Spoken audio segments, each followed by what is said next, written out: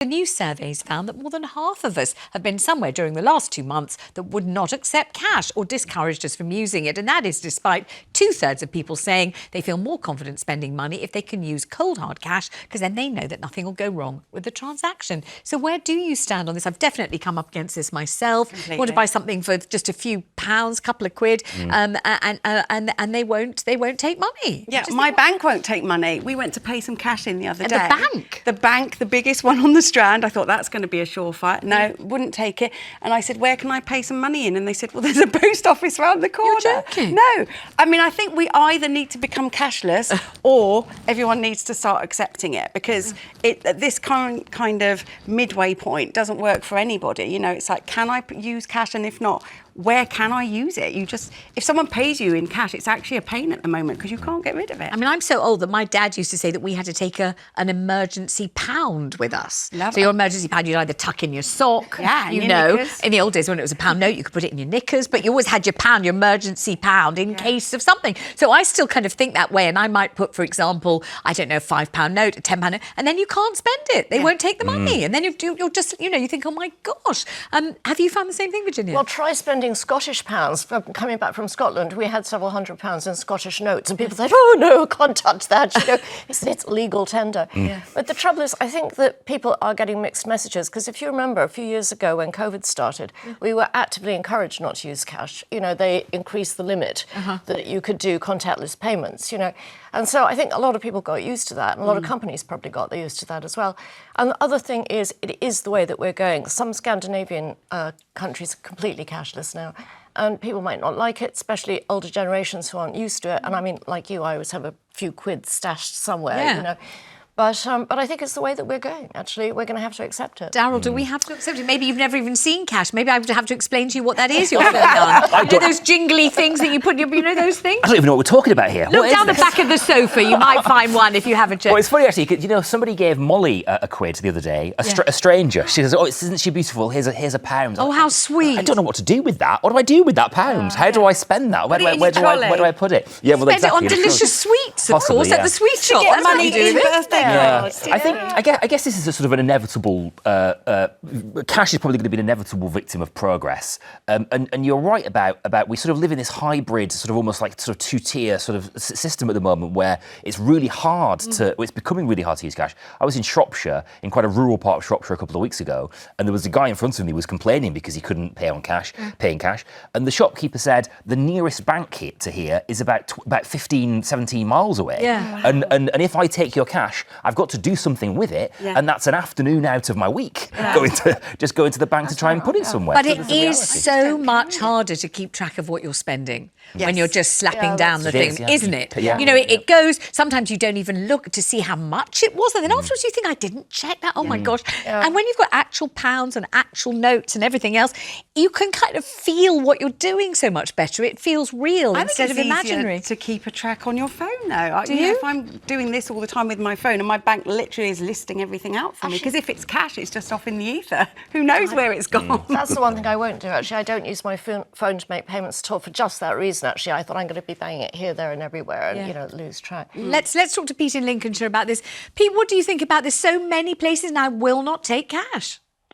If the company sells lottery tickets, it should pay cash. It should take cash. Why do you think so? Why?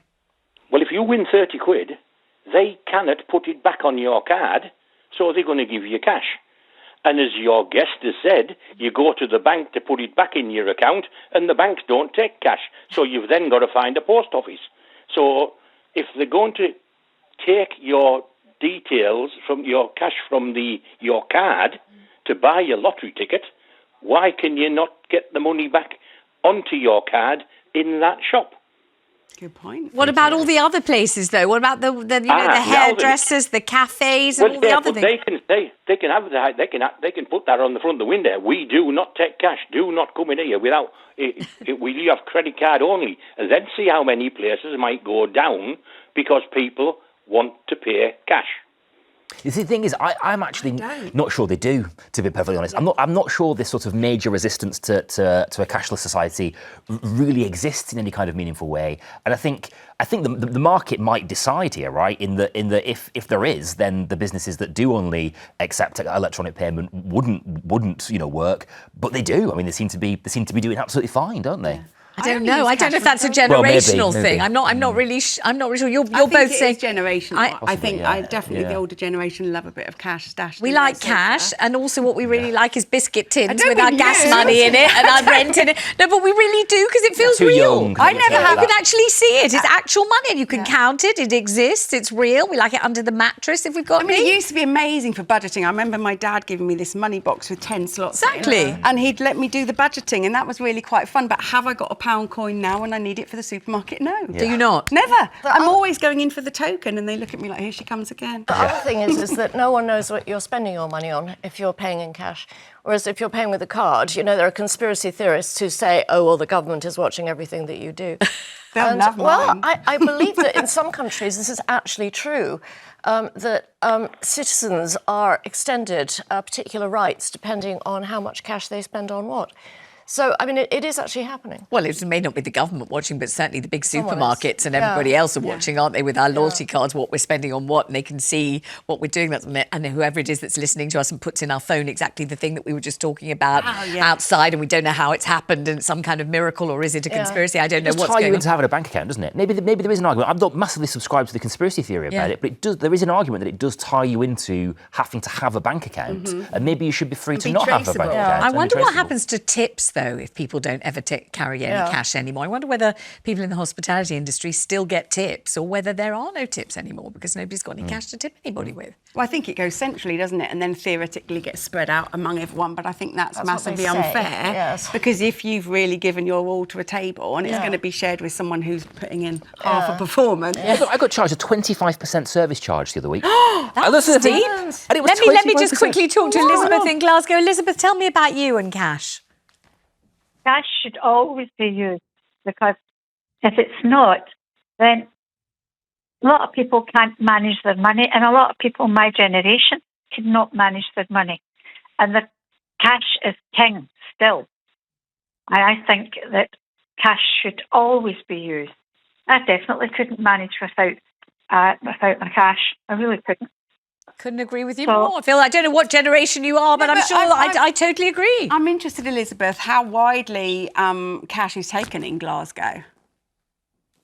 Well, cash is still taken in Glasgow, and as for your about the Scottish pound notes, Scottish pound notes are worth the same as any other pound notes.